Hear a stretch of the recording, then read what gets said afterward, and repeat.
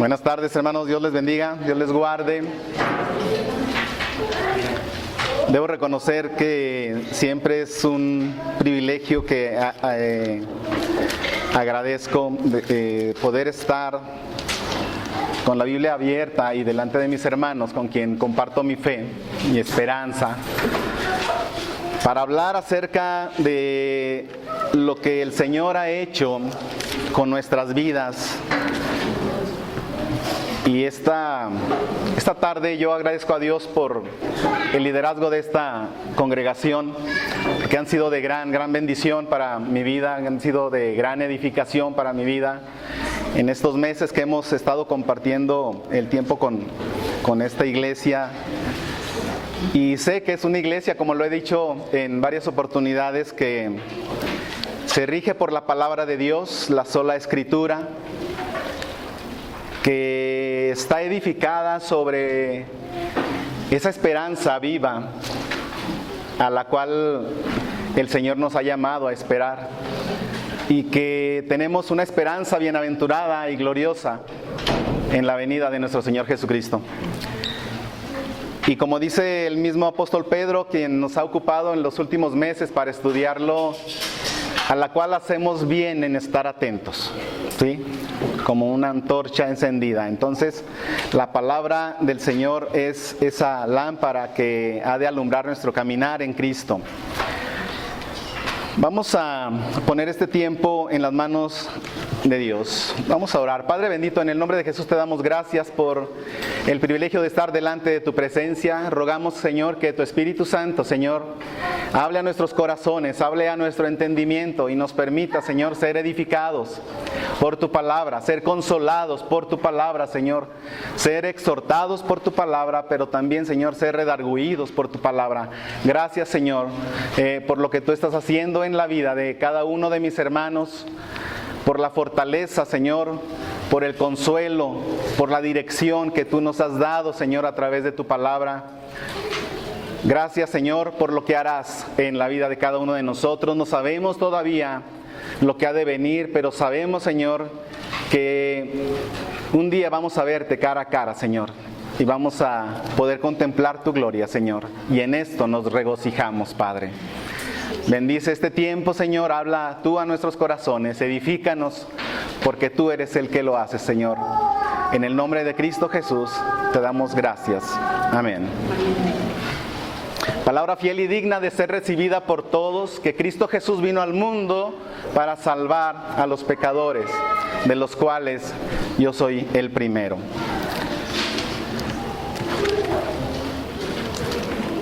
Palabra fiel, palabra digna de ser recibida, hermanos, es esta palabra. Es digna de ser recibida. A lo mejor hay muchas palabras a las cuales nos podemos estar confrontando día con día, pero esta, la palabra de Dios, es fiel y es digna de ser recibida por usted. ¿Qué quiere decir que es fiel? Que obedece a un fin. Dice el mismo Dios, dice que la palabra que Él manda no volverá vacía, es una palabra fiel, ¿sí? Es una palabra fiel. Y la palabra de Dios, luego nos dice el autor de Hebreos, que es una palabra que es eficaz. ¿Qué significa eficaz? Que cumple el propósito para el cual fue enviada. Que el Señor cumpla el propósito, hermano, en su vida, a través de ser dirigido por la palabra de Dios. Hemos estado estudiando la primera carta del apóstol Pedro, la primera carta universal del apóstol Pedro, y me toca a mí hablar de lo que son los últimos 3 versículos. Agradezco a Dios por este mensaje. Son los últimos 3 versículos del 12 al 14 de Primera de Pedro. Pero si usted, obviamente si usted leyera solamente la salutación final de cualquier carta, pues no se enteraría o no sabría de qué se trató todo el resto de la carta, ¿verdad? Solamente pues saludos a la familia, nos vemos pronto y espero que estés bien. caray, pues ¿quién escribe? ¿A quién le escribe? ¿O de qué se trata esto?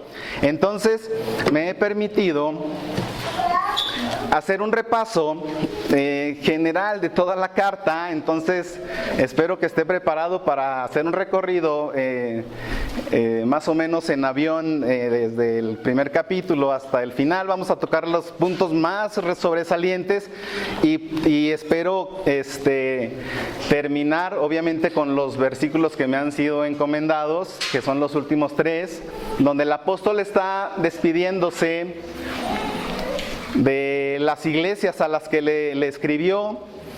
Y vamos a leerlo, acompáñenme a leer los últimos 3 versículos y luego nos estaremos regresando a algunas partes de la carta de Primera de Pedro. Entonces, Primera de Pedro capítulo 5 y versos del 12 al 14. Dice la Escritura: por conducto de Silvano, a quien tengo por hermano fiel, os he escrito brevemente, amonestándoos y testificando que esta es la verdadera gracia de Dios en la cual estáis. La iglesia que está en Babilonia, elegida juntamente con vosotros, y Marcos, mi hijo, os saludan. Saludaos unos a otros con ósculo de amor.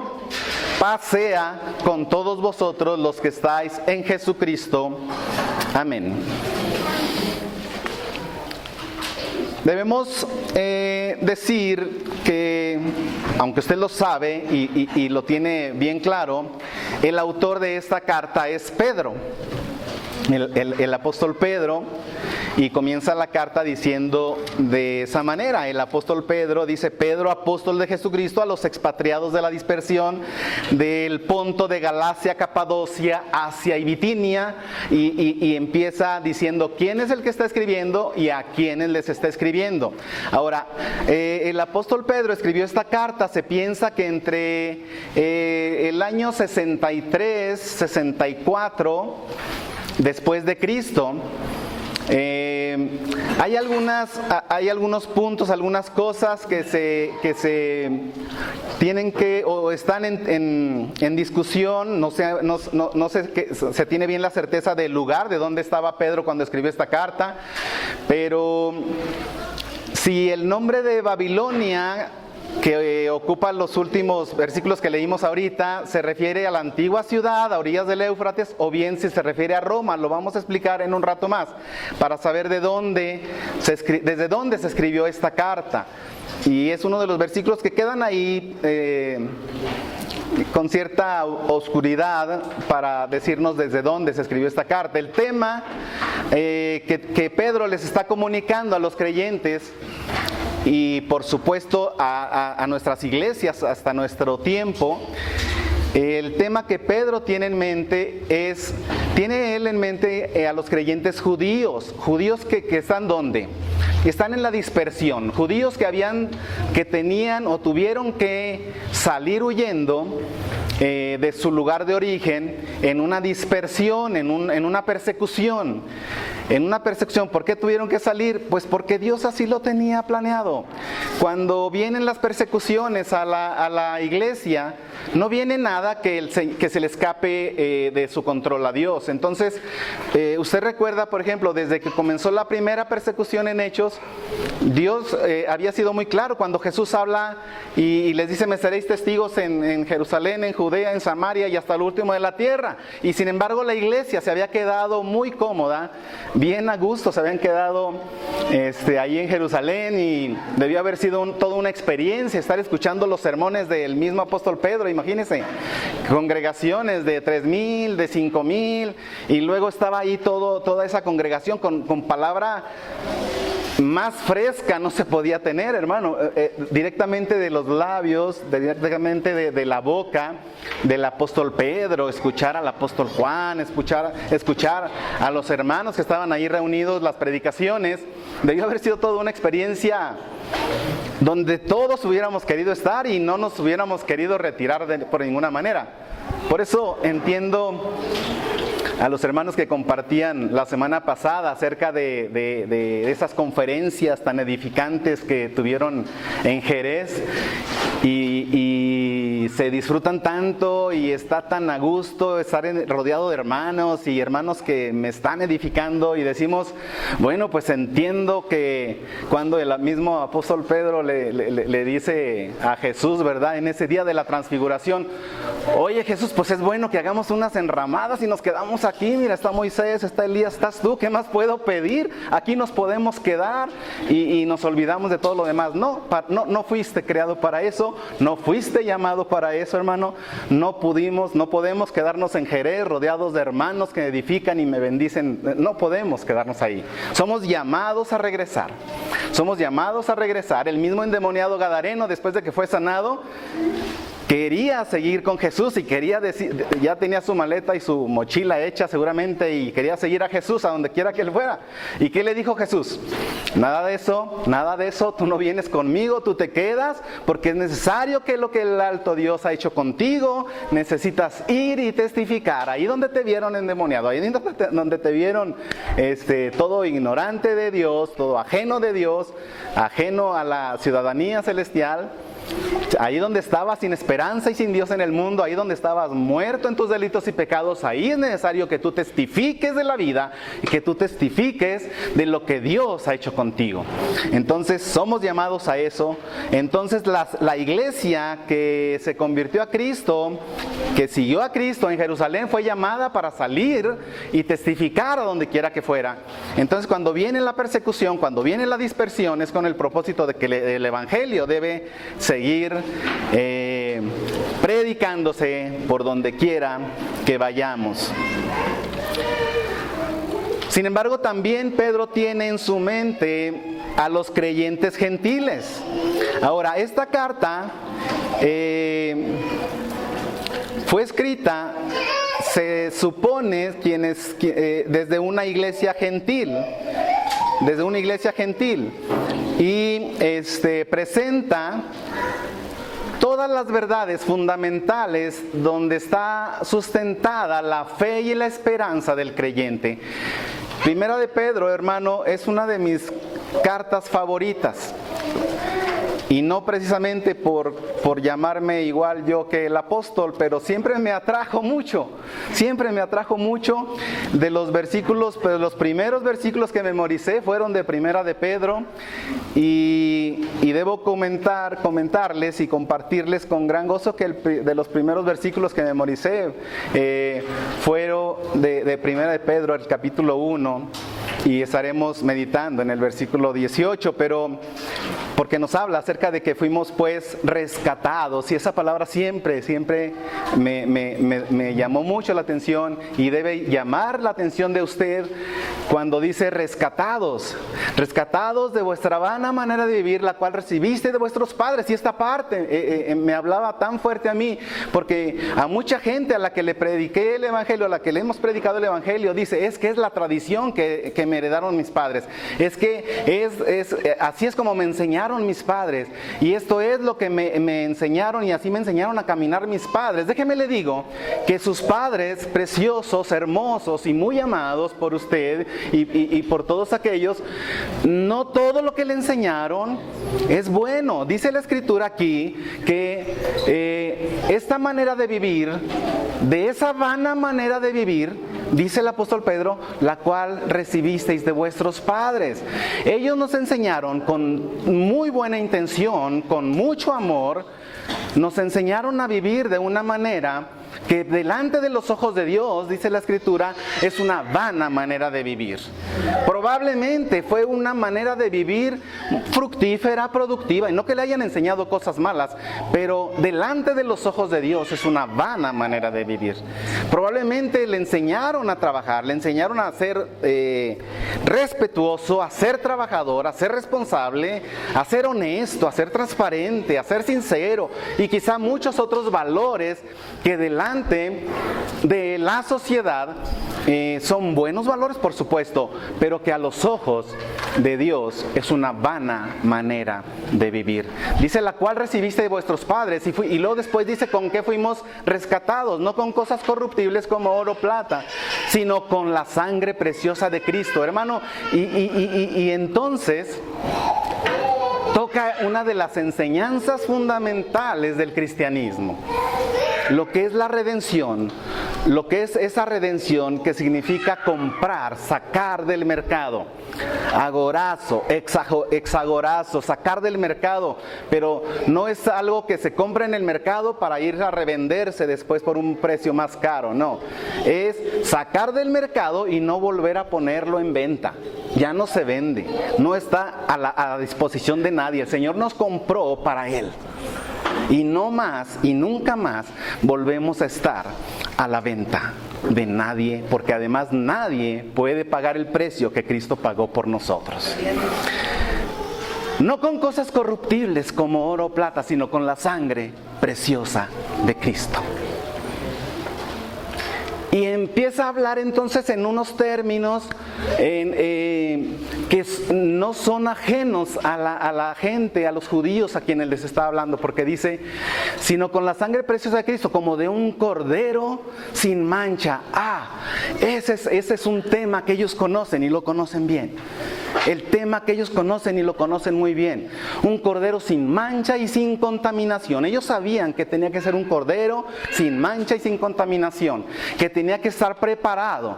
El cordero de la Pascua tenía que ser preparado, tenían que estar bajo vigilancia unos días, lo ponían aparte unos días antes de ser sacrificado para ver que fuera un cordero sano, que no estuviera enfermo, que no tuviera ninguna enfermedad, porque así tenía que ser el sacrificio de la Pascua. Entonces tenía que ser un cordero sano, como lo fue nuestro Señor Jesucristo, como de un cordero sin mancha y sin contaminación. Y nos habla luego de la eternidad y nos dice, ya preparado desde antes de la fundación del mundo. Ya preparado desde antes de la fundación del mundo. Dispuesto desde la eternidad pasada. Preparado desde la eternidad pasada. Dice, pero manifestado en los postreros tiempos, en los últimos tiempos, por amor de vosotros. Hermano, yo no sé usted, pero yo encuentro un lugar en ese vosotros. Yo encuentro un lugar ahí.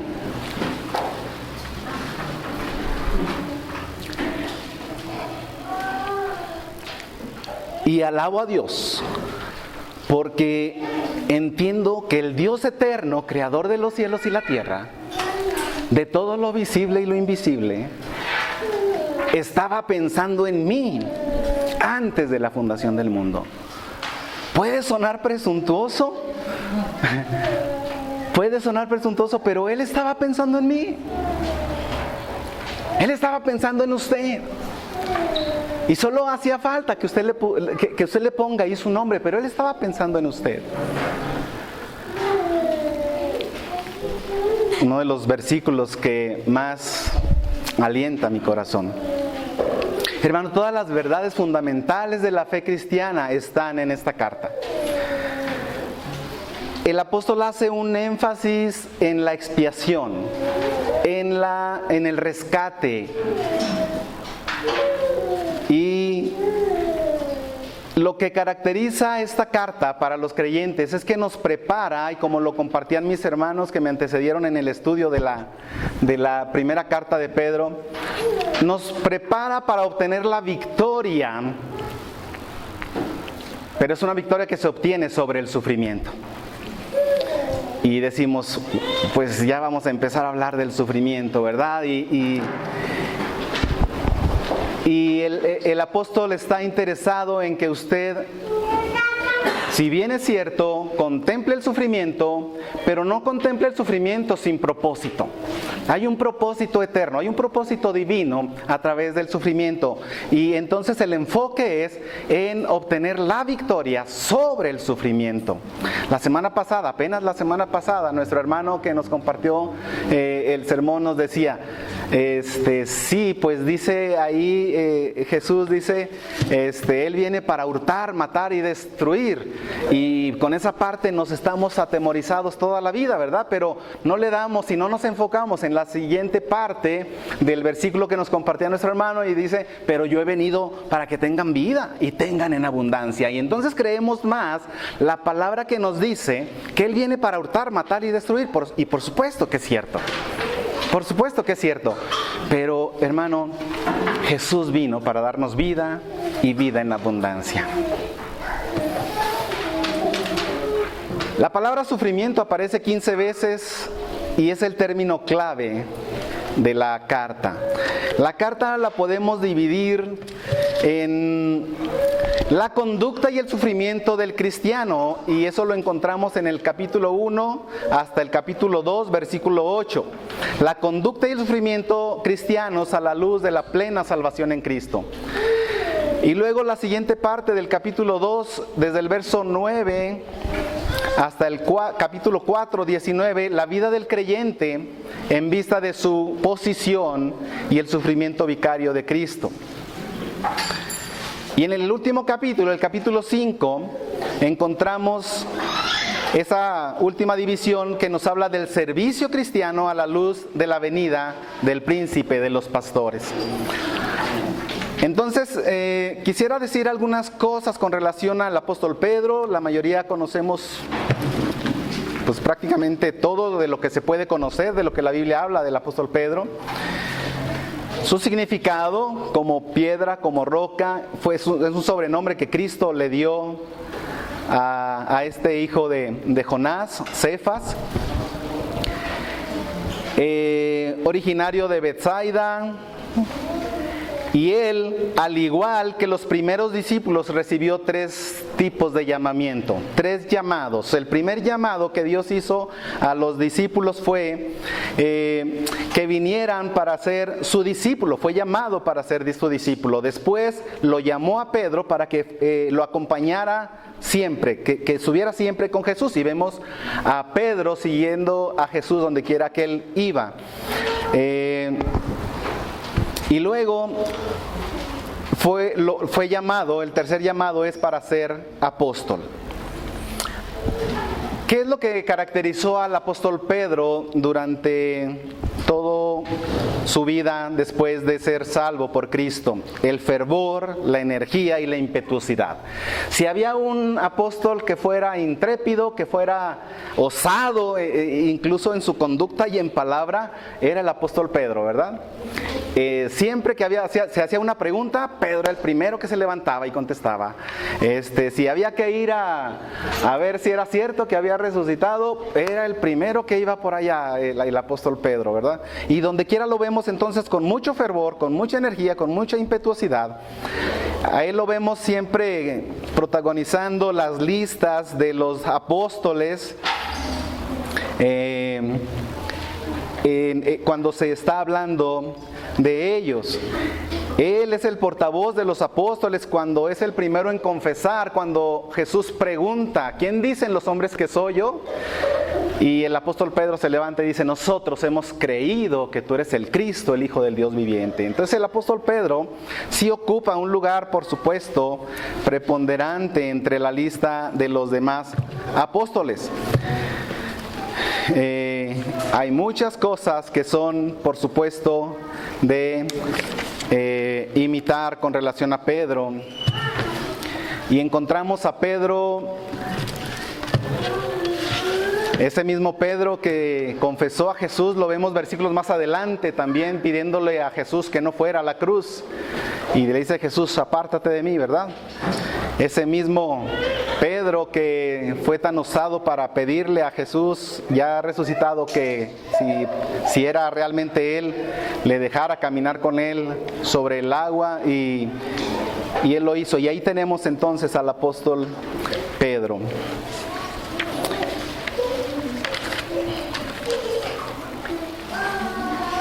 De modo que para hablar del apóstol Pedro fue en tres etapas que él puede ser conocido.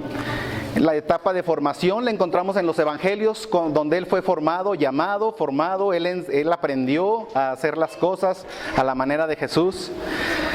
Ese periodo de formación se termina cuando Jesús es negado por Pedro en tres ocasiones en la noche en que fue aprendido.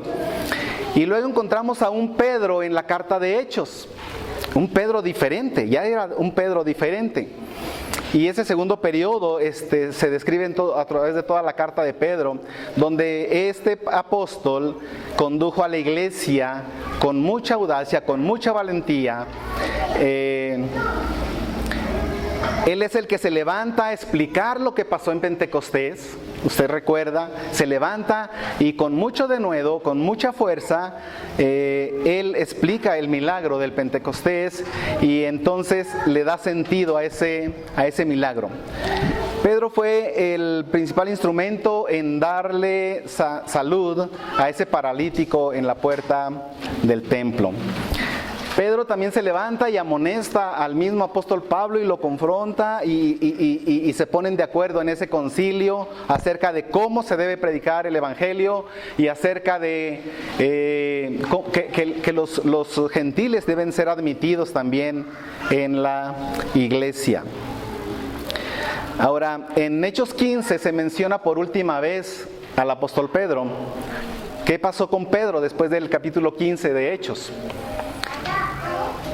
Después del capítulo 15 de Hechos, el apóstol Pedro pasa a un segundo plano. No es que dejó de trabajar, pero ahora trabajó, podemos decirlo, más callado, más introvertido, más hacia adentro, más hacia edificar, sí a fortalecer, sí a aconsejar a las iglesias, pero de una manera más tranquila. Y fue Jacobo el que ocupó su lugar. Entonces, ese es nuestro querido apóstol Pedro.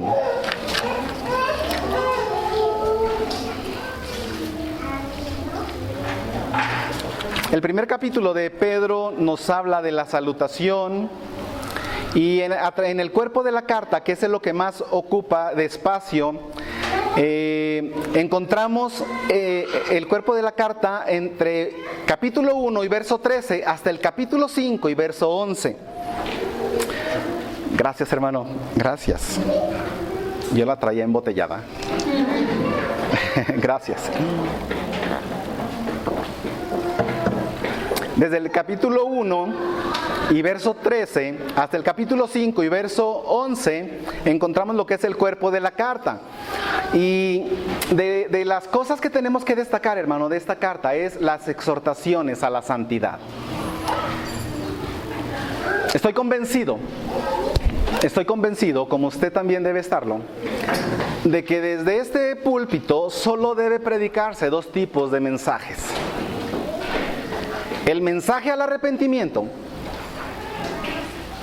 El mensaje al arrepentimiento para aquellos que no conocen a Cristo y el mensaje a la santidad para aquellos que ya conocen a Cristo. Solo hay dos mensajes. Lo que sea más de esto no debe ser hablado desde aquí y yo sé que no se hace. El púlpito de las iglesias no debe ser usado para moralizar a la iglesia. ¿Qué estoy diciendo? ¿Será que estoy hablando algo incorrecto, hermano? No. Vivir una vida moral, somos llamados a eso. Somos llamados a vivir una vida moral. Pero no para vivir una vida moral por vivirla solamente, sino para glorificar el nombre de Jesucristo. Y en esto es glorificado el Señor. En esto debemos ser instruidos. Entonces, si usted ha nacido de nuevo, es llamado a santificarse más. Y si usted, reconociéndose a sí mismo como santo, y no solamente en lo posicional, sino en su práctica, se reconoce como santo, la Escritura dice, santifíquese más todavía. No, pues a lo mejor si me comparo con todos los demás soy el más santo. No, no se compare con los demás, compárese con aquel varón perfecto. Con aquel varón perfecto que en su santidad nunca se encontró engaño en su boca. Somos llamados a ser santos. Y entonces, hermano, si usted no ha nacido de nuevo y en algún momento usted reconoce que realmente no ha nacido de nuevo, el llamado es arrepentirse de sus pecados. Si el Espíritu Santo en algún mensaje, aunque ya le llamen hermano, si algún mensaje le hace saber que usted no ha nacido de nuevo, agradezca a Dios, glorifique a Dios y en ese momento usted arrepiéntase de sus pecados. Porque usted tiene que ser nacido de Dios. No porque le llamen hermano, usted ya es hijo de Dios. ¿Sí me entiende? Sí queda claro esto. No porque le llamen hermano, usted es hijo de Dios. Porque los hijos de Dios no son engendrados por voluntad de carne, por voluntad de sangre, ni por voluntad de varón, sino son engendrados de parte de Dios. Él es el único que lo puede hacer usted un hijo de Dios. Dios es el único que tiene la potestad, el derecho de convertir a un hijo del diablo en hacerlo hijo de Dios. Se oye muy feo, soy hijos del diablo, ¿verdad? Pero no me disculpo por eso. La Escritura así lo dice. Juan capítulo 8 se encarga de decirnos, cuando yo leía a Juan en el primer capítulo donde nos habla de que solo Dios puede engendrar hijos de Dios, dice, les ha dado la potestad de ser hechos hijos de Dios. Y yo decía cuando recién llegué a ese versículo, bueno, ¿y entonces yo qué era antes? Pues capítulo 8 más adelante, unos capítulos más adelante, se encargó de decirme de quién era hijo yo. Sí, y luego Efesios capítulo 2 se encargó de confirmármelo y me dejó muy, muy claro. Entonces, hermano, la carta nos exhorta a la santidad. Desde el capítulo 1 del verso 13, comienza diciendo, por tanto, ceñid los lomos de vuestro entendimiento, sed sobrios y esperad por completo en la gracia que se os traerá cuando Jesucristo sea manifestado. Como hijos obedientes, no os conforméis a los deseos que antes teníais, estando en vuestra ignorancia. Y entonces dice, sino como aquel que os llamó es ¿qué?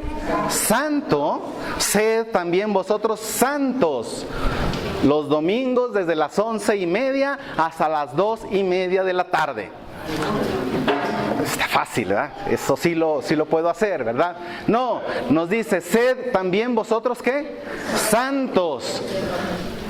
¿En cuál aspecto de su vida, hermano? ¿A qué hora de su vida debe ser santo? En toda vuestra manera de vivir. En todo. Somos llamados a ser santos.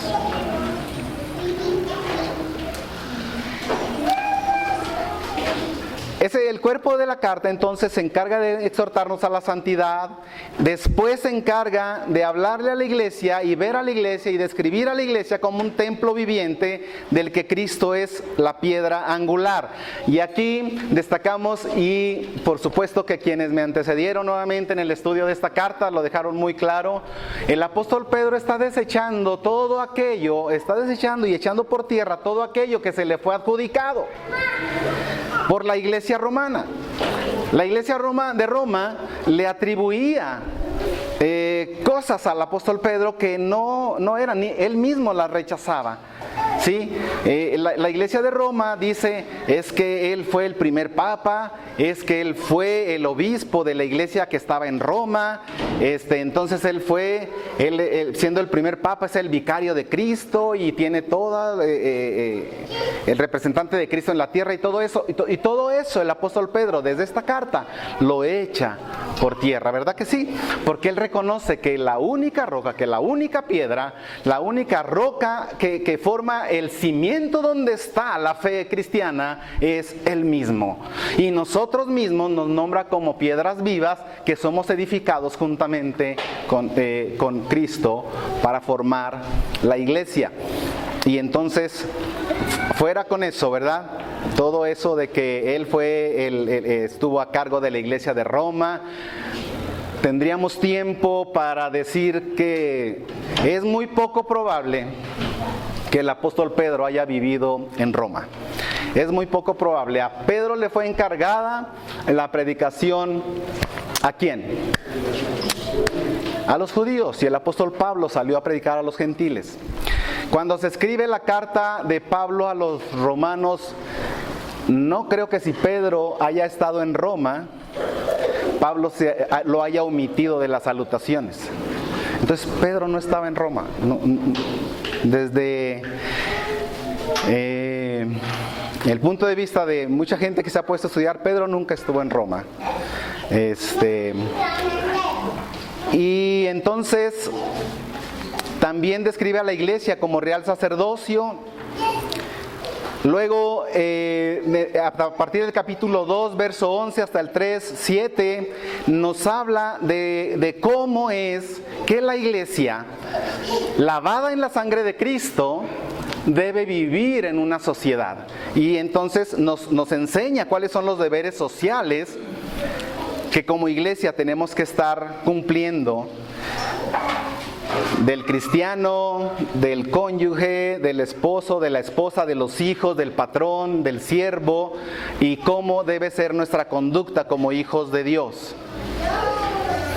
El siguiente apartado, desde el capítulo 3, verso 8 hasta el 4, 19, nos habla de una comunión con Cristo en la oración, en el servicio, en el sufrimiento, en el oprobio. Entonces somos llamados a identificarnos con Cristo en todas estas etapas, en todo este sufrimiento.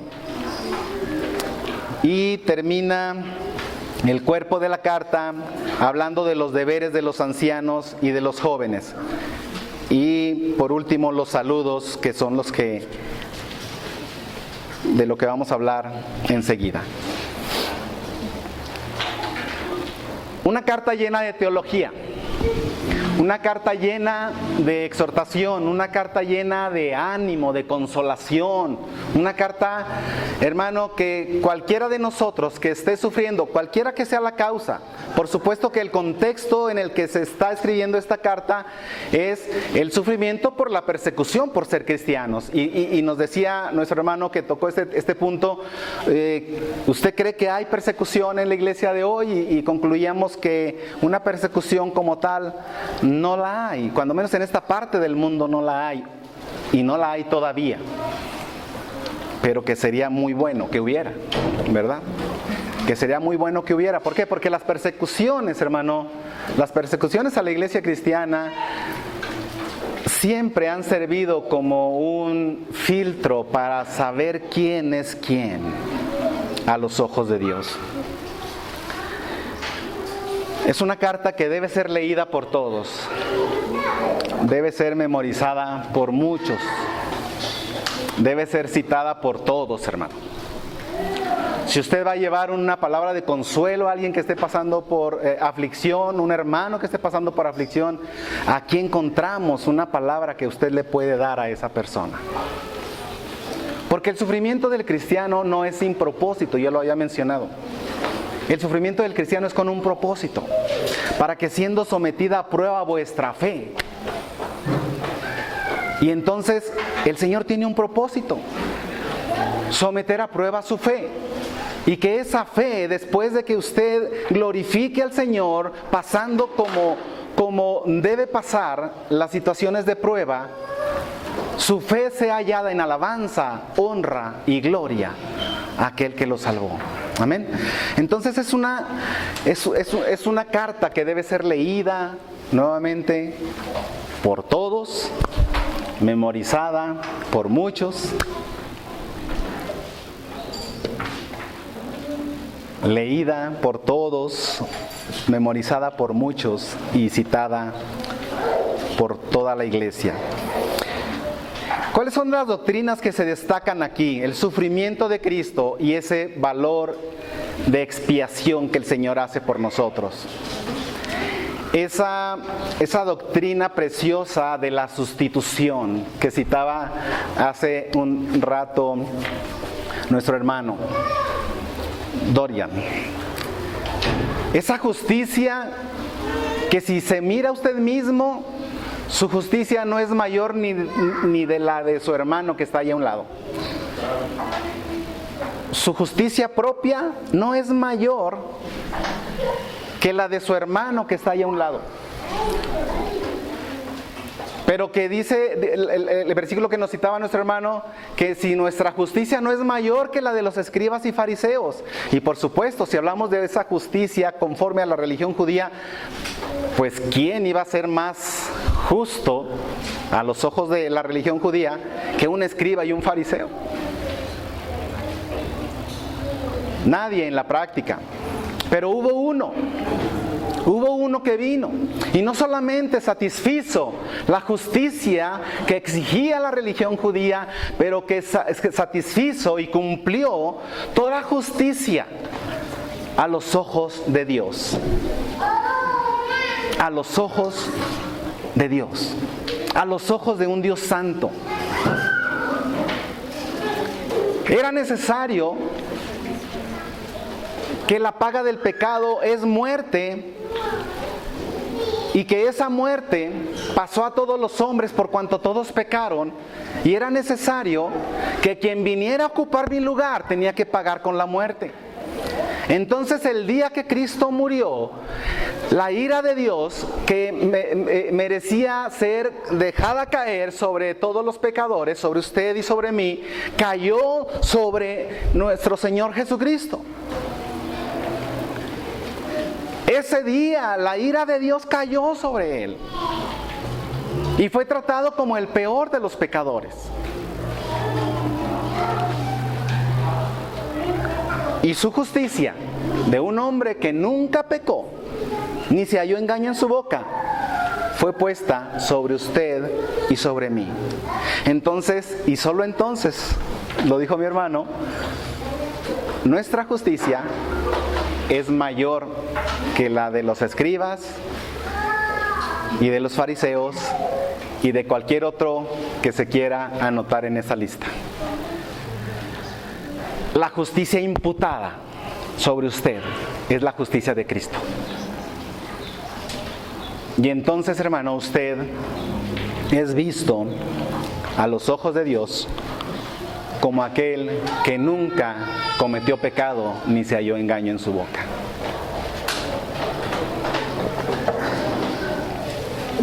¿Cómo respondemos a eso? ¿Cómo respondemos a eso? ¿Con qué forma de vida respondemos a eso? Cuando nos enteramos de lo que el Señor hizo por nosotros y de lo que significó su cruz. Y al hablar de su cruz, no hablo solamente de ese símbolo de la cruz, pero de lo que significó su muerte. ¿Cómo respondemos? Dice la Escritura, el capítulo 4 nos da la respuesta. Para ya no vivir el tiempo que resta. El tiempo que le resta, hermano, yo no sé cuántos días le resten a su vida en esta tierra. Yo no sé cuántos meses o cuántos años le resten por vivir, pero para ya no vivir el tiempo que resta haciendo lo que agrada a los gentiles, sino haciendo todo lo que es agradable a los ojos de aquel que murió por nosotros. Soy tan bendecido por los himnos que cantamos. Y cuando entendemos esta parte de estas doctrinas bíblicas fundamentales, hermano, lo que cantamos, se da cuenta usted que lo que cantamos es bíblico, es verdad, es palabra. Y encontramos en los himnos sermones completos, hermano. Desde el llamado al arrepentimiento, el nuevo nacimiento, la esperanza bienaventurada del regreso de Cristo y luego nuestra vida eterna en la presencia de Dios. Si se fija, casi la mayoría de los himnos antiguos abarcan y pasan por todas esas fases, y me encantan los himnos. Me encantan. Cuando el Señor me llame a su presencia, al dulce hogar, al trono de esplendor, le adoraré cantando la grandeza de su poder y su divino amor, ¿verdad? Ahí vamos a unir nuestra adoración a los ángeles, que su vida y su existencia y su razón de ser es la adoración. Y es de esa manera como comienza la carta de Pedro, cuando en el capítulo 1, verso 3 dice: bendito el Dios y Padre de nuestro Señor Jesucristo, quien según su grande misericordia nos hizo renacer para una esperanza viva, incontaminada, ¿sí? Una esperanza viva. Según su grande misericordia nos hizo renacer, ahí habla de la regeneración, para una esperanza viva por la resurrección de Jesucristo de los muertos. Y entonces comienza con una adoración en la que hemos de vivir. Bendito sea el nombre de nuestro Señor Jesucristo. Y cuando la iglesia se reúne para adorarle. Cuando nos reunimos en este lugar, nos reunimos para adorarle.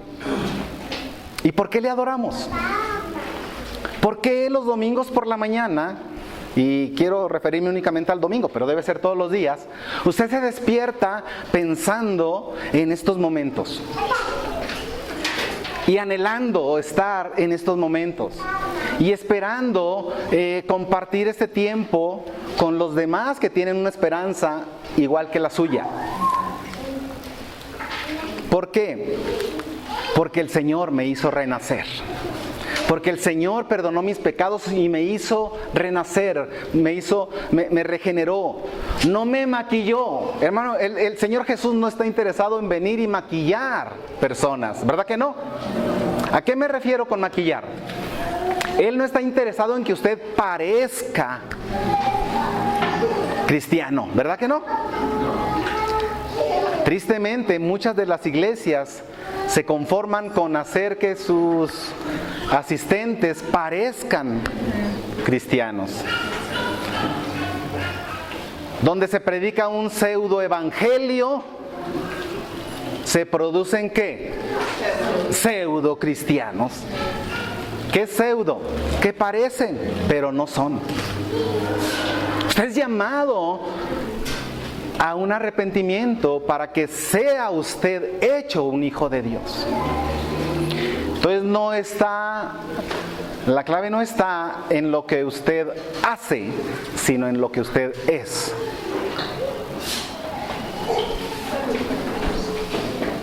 No es lo que hace, sino lo que es.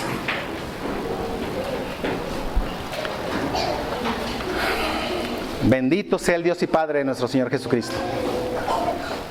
Él es la fuente de toda bendición y de nuestra salvación. La salvación comienza y termina con Dios. Él es el autor.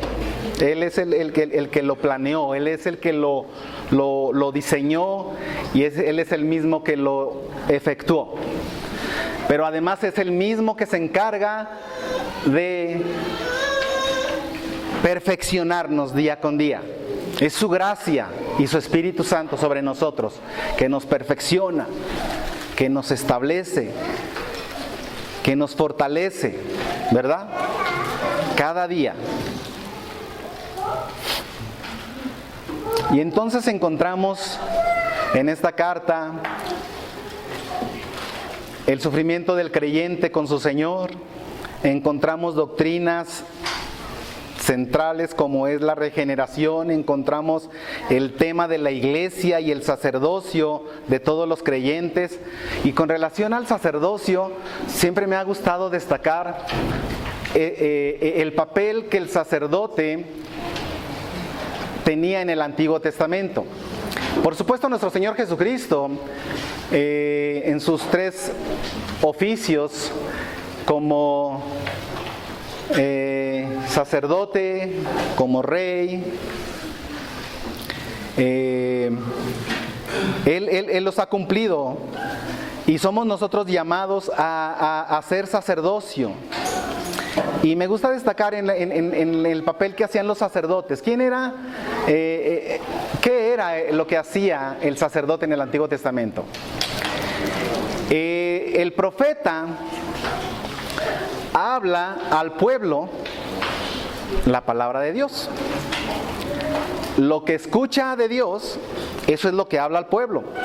Y el profeta verdadero, el real profeta, no distorsionaba la palabra de Dios, no la adornaba, no la suavizaba. Y lo que caracterizaba a los profetas verdaderos de Dios es que dejaban ir la palabra como Dios la había dicho, ¿sí?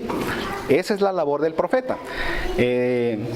Más allá de la idea que tenemos del profeta, que es y que se ha distorsionado en el medio evangélico, en el medio cristiano, de que es aquel que te declara buena palabra. No, nada que ver con eso. Es la palabra de Dios para tu vida, es la palabra que Dios tiene para ti, y todo está revelado en la palabra de Dios. Esa es la labor del profeta. Ahora, la labor del sacerdote, ¿cuál era? La labor del sacerdote era hablarle a Dios con relación a su pueblo. Entonces, el profeta hablaba la palabra de Dios al pueblo y el sacerdote intercedía delante de Dios por el pueblo. El sacerdote ofrecía sacrificios, sacrificios que fueran agradables delante de Dios. El sacerdote recibía al pueblo y el sacerdote se presentaba delante de Dios. Entonces, hermano, y llamo a mis hermanos, casados, jóvenes, solteros, somos llamados a ser sacerdotes. Y cuando le digo que somos llamados a ser sacerdotes, es que usted no está cumpliendo con el papel de sacerdote cuando usted se queja delante de Dios de su familia. ¿Verdad que no? Usted es déjeme lo llamo de esa manera, el abogado defensor de su familia. Usted no se presenta delante del juez a acusar a su esposa. ¿Verdad que no? No debe hacerlo. Usted está ahí para interceder por ella. Usted está ahí para hablar en favor de sus hijos. Esa es la labor del sacerdote. Y nosotros, hermano, en ese sentido y en muchos otros más amplios, somos llamados a fungir esa labor del sacerdocio, real sacerdocio. Todas estas doctrinas, hermano, y sus exhortaciones son claras y precisas y coherentes con el apóstol Pedro, con su forma de ser del apóstol Pedro, con su forma de comunicar, con su forma de presentarse. Y entonces encontramos a un apóstol claro, coherente, congruente, que nos está exhortando.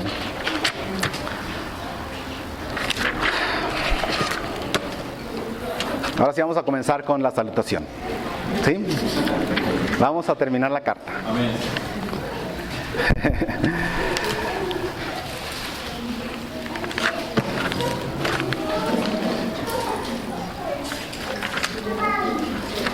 Cuando leemos los últimos 3 versículos de la carta, hermano, ahí podemos decir, bueno, pero pues ¿de qué voy a hablar? Son 3 versículos solamente, hermano, y luego ya son nada más el adiós, hasta luego y allá nos vemos después, ¿verdad?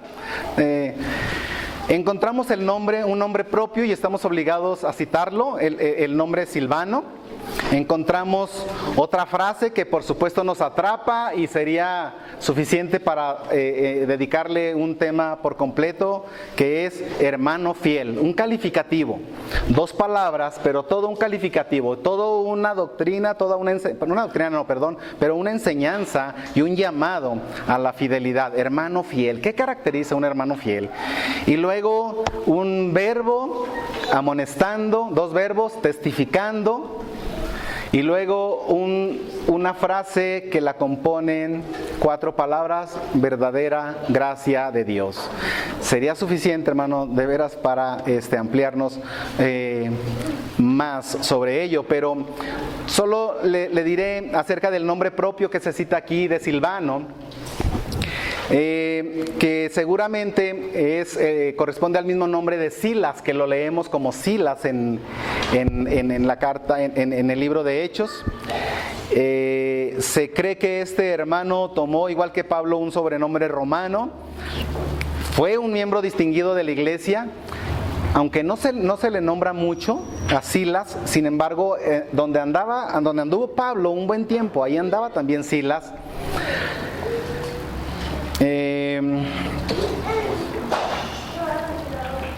Fue encargado de transmitir a los cristianos de Antioquía las decisiones que se tuvieron en el concilio de Jerusalén. Silas es el que fue. Él acompañó a Pablo en su segundo viaje misionero. Silas y Pablo fueron encarcelados en Filipos. Mire, cuando hablamos de ese pasaje siempre destacamos al apóstol Pablo, pero Silas estaba ahí con él. Silas también, al igual que Pablo, fue azotado, también fue metido a la cárcel, sujetado sus pies en el cepo, y también, al igual que Pablo, vivió el milagro de esa liberación de parte de Dios en ese Hechos capítulo 16. Ahora, después Silas se queda con Timoteo y también comparten muchas vivencias en la predicación del Evangelio. En Atenas, cuando el apóstol Pablo está en Atenas, no solamente es Pablo, aunque él estuvo un rato por ahí esperando a Silas y a Timoteo, pero el apóstol Pablo, mientras los estaba esperando, siempre me llama la atención en ese pasaje eso, que el apóstol Pablo está esperando que lleguen Silas y Timoteo, y el apóstol Pablo así como que dice, bueno, para no estar esperando Dioquis, me voy a dar una vuelta al Areópago, ¿sí?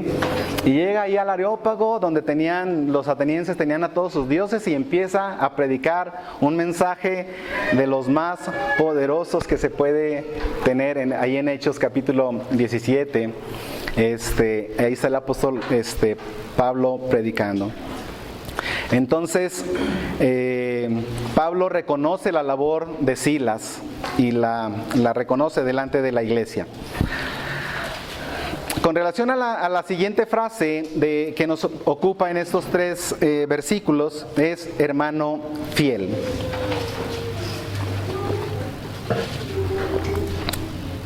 Dice Silvano, dice, por conducto de Silvano, a quien tengo por hermano fiel. Hermano, ojalá y muchos de ustedes, muchos de esta iglesia, seamos reconocidos como hermanos fieles. Somos llamados a ser hermanos, y no solamente hermanos, pero hermano fiel. ¿Sí? Hermano fiel. Alguien que sea llamado de esta manera es una persona que es digna de confianza.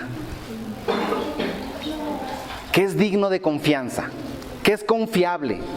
Que es fidedigno.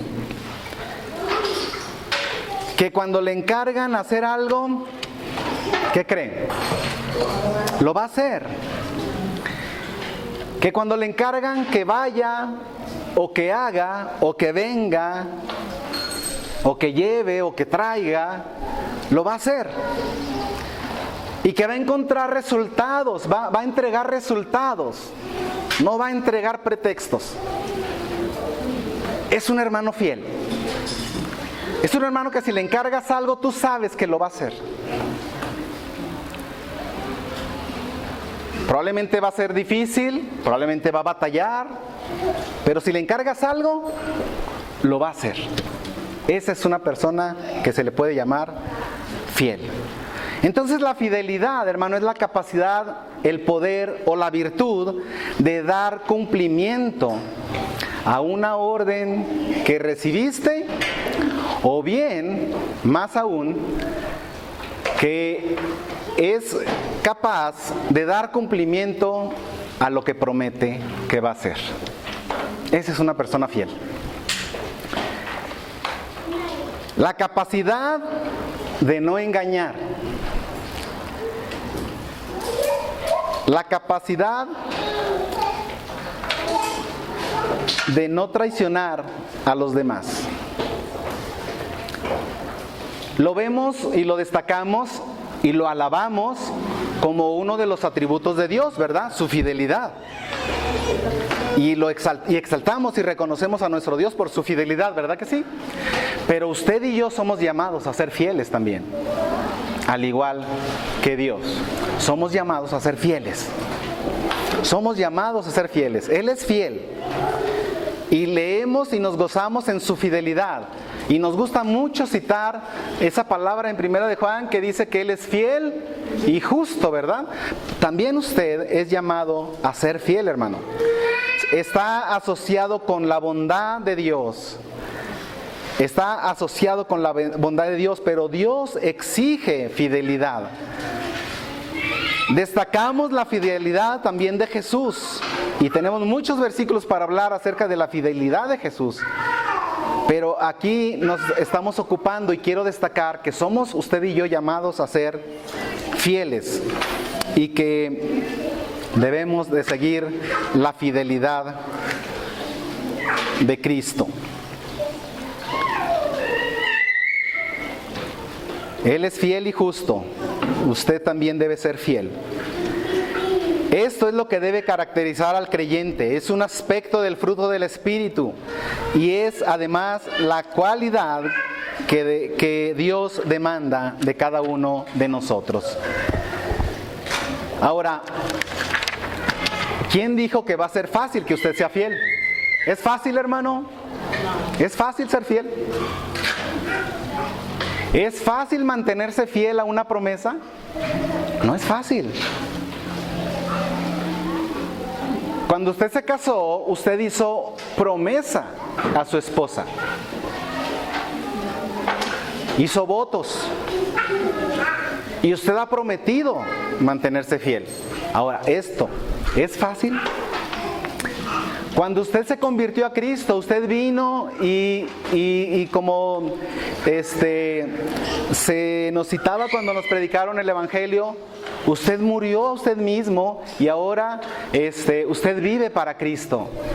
Y usted entrega todo su ser a Cristo. Y se oye tan romántico, y tan bonito que se escucha cuando usted está recién convertido y viene a Cristo y dice, mi tiempo. Y había un canto que como se entonaba pues en otros tiempos, en otra iglesia. Y se oía tan bonito, tan romántico, pero no es fácil cuando dice usted, no daré mi vida a nadie más que a ti. ¿Sí se acuerda de esa? No daré mi tiempo a nadie más que a ti, no daré mi vida a nadie más, no daré mi vida a nadie más porque solo tú. ¿Sí? Se oye muy bien. Ahora, ¿es fácil? ¿Es fácil? No es fácil. Le va a implicar estar alerta, estar atento, estar despierto. Le va a demandar toda su vida, todo su ser. Ser fiel a Dios, mantenerse fiel a Dios, le va a implicar su vida. Mantenerse fiel a Dios le va a costar. Y no le va a costar mucho, ¿verdad que no? ¿Le va a costar cuánto? Todo. Todo, hermano. Y lo que sea menos que todo, el Señor no lo acepta. Entonces, hablando de la fidelidad, no es fácil. Esta le va a exigir una lucha continua y constante. Para ser y para mantenerse fiel usted a Dios, le va a implicar una lucha continua y constante. ¿Contra quién? Contra el enemigo del creyente, y el enemigo más grande del creyente. Decíamos que hay 3 enemigos para el creyente, y esto es el mundo, esto es el diablo, y este es usted mismo. Pero el enemigo con el que usted más batalla es usted mismo. Entonces, muchas veces usted, para traicionar a Dios, no lo tiene que traicionar a veces ni con el diablo ni con el mundo, lo traiciona con usted mismo, porque usted mismo se quiere sentar y ocupar el lugar que le corresponde solo a Dios. Entonces, la fidelidad, usted es llamado a ser fiel, y entonces le va a implicar una lucha contra el tentador, que le va a requerir una vigilancia y oración. El Señor lo dijo: velad y orad para que no entréis en tentación. El mismo Jesús, cuando enseñó a orar a sus discípulos, les dijo: no nos metas en tentación, ¿verdad? Entonces va a implicar oración, va a implicar vigilancia, va a implicar estar viviendo continuamente despierto, sobrio, estar firme, estar constante. Y llegados los últimos días, para la generación que le toque vivir en los últimos días, le va a implicar incluso hasta la muerte. El ser fiel también no está en nuestras manos. Es una gracia que viene de parte de Dios. Él es el que se encarga de perfeccionarnos. Esa gracia viene de nuestro Señor. El apóstol Pedro, entonces, en esta carta amonesta y testifica. Amonesta. La palabra amonestar es llamar a alguien para que haga lo correcto, para que se conduzca haciendo lo correcto. Nosotros somos llamados a hacer lo correcto delante de los ojos de Dios. ¿Sí?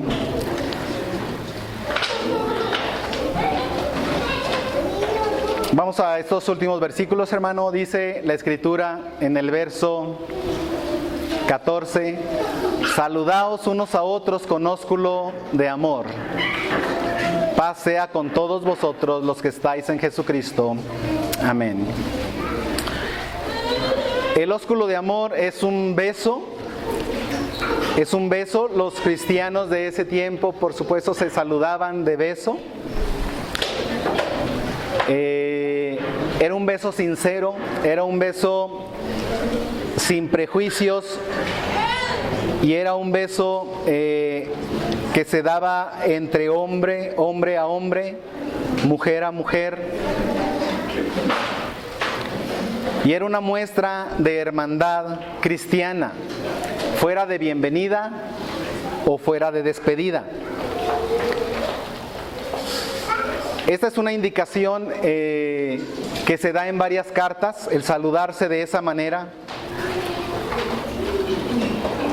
Y es una práctica que en los últimos meses nos ha sido quitada, pero que entre hermanos en Cristo, hermano, debiera ser una práctica. Ahora, es la práctica externa de un amor interno. ¿Sí? Es una práctica externa. Usted conoce que también ese mismo beso se le llama también en otros medios como el beso de Judas, ¿verdad? Nosotros no somos llamados a saludarnos de esa manera, porque entonces ni siquiera un saludo de mano hecho sin un corazón perfecto, sin un corazón sano, tendría lugar. Nosotros somos llamados a manifestar de manera externa el amor que Cristo ha puesto en nuestros corazones por nuestros hermanos. Y entonces somos llamados a mostrar ese amor,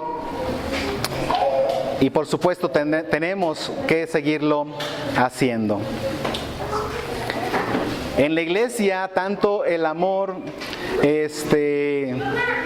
tenía que ser manifestado de esa manera, sin acepción de personas. ahí en la iglesia convivían amos, siervos de una clase social o de otra, pero sin embargo todos salvos por la misma sangre de Cristo. Y esto es lo que tenía que prevalecer. Y esto, hermanos, somos llamados a estarlo poniendo en práctica. Después el apóstol Juan en sus epístolas nos instruye y nos exhorta y nos enseña cómo debe ser ese verdadero amor entre los hermanos. Y por último, de las últimas frases del versículo 14 dice: paz sea con todos vosotros los que estáis en Jesucristo. El saludo de paz, el anhelo de que seamos guardados por el poder de Dios, siempre es una manera de terminar, no solamente una carta, pero una conversación con otro hermano, ¿sí? Somos llamados a desear, a orar por la paz de mi hermano, ¿sí? Cuando en el Antiguo Testamento el sacerdote oraba por el pueblo, decía: el Señor te bendiga y te guarde, Jehová te bendiga y te guarde, Jehová tenga de ti misericordia y te conceda la paz. Dice: el Señor haga resplandecer su rostro sobre vosotros, el Señor tenga de ti misericordia y te conceda la paz. Jesús, cuando se está despidiendo de sus discípulos, Él dice: la paz les dejo, mi paz les doy, yo no se las doy como el mundo la da. No se turbe vuestro corazón ni tenga miedo, ¿verdad? Entonces, el orar por la paz de nuestros hermanos, que Dios traiga paz a nuestros hermanos, debe ser una manera de estar orando. Si usted no tiene otra cosa por la cual orar por sus hermanos, ore que Dios les conceda paz. Ore que Dios traiga paz a sus corazones. De alguna manera todos nosotros estamos enfrentando diferentes situaciones que tienen que ser vividas, hermano, con la paz que solo Cristo puede dar. Amén. Nuevamente, una carta que debe ser leída por todos. Está enfrentando sufrimiento, está enfrentando situación difícil en su vida, algún tipo de persecución en su iglesia, en su escuela. Vaya a la primera carta de Pedro, ¿sí? Vaya a la primera carta de Pedro, el apóstol de la esperanza. Así como a Pablo se le conoce como el apóstol de la fe, a Pedro se le conoce como el apóstol de la esperanza en el sufrimiento. Así como a Juan se le conoce como el apóstol del amor, a Pedro se le conoce como el apóstol de la esperanza. Vamos a orar. Póngase de pie, por favor. Gracias, Señor. Gracias por esta tarde. Gracias, Señor, por tu palabra.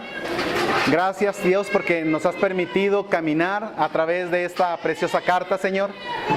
Has alentado nuestro corazón en medio, Señor, del sufrimiento. Nos has enseñado, Padre, lo que significa sufrir por ti, pero no solamente sufrir, Señor, sino aún estar dispuestos a morir por ti. Que tu nombre sea exaltado y bendito, Señor, en nuestras vidas. Que nuestras vidas sean, Señor, ese olor fragante, Señor, delante de ti, Señor. Gracias por esta tarde. Bendigo a mis hermanos y te ruego, Padre, que edifiques a tu iglesia. Gracias, Señor. Ruego que los llenes de tu paz. Condúcelos, Señor.